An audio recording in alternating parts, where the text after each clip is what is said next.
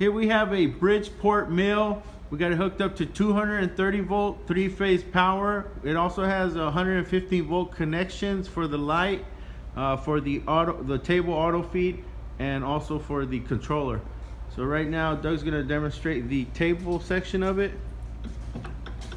This part is your up and down on your table. You see it go down, but it is missing the handle, so it's a little harder to go up. But we can go ahead and show them the other one. It's the forward and reverse.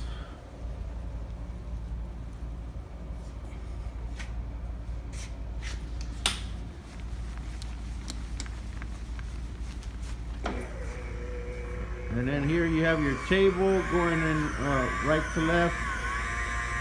Got a variable speed knob there, so you can change your speed. Goes in both directions.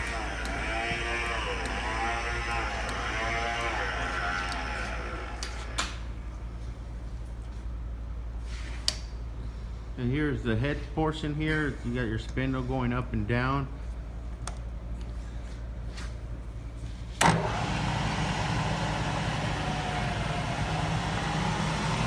So it has a variable speed, so it goes faster or slower. And then we'll also stop it and go the other direction.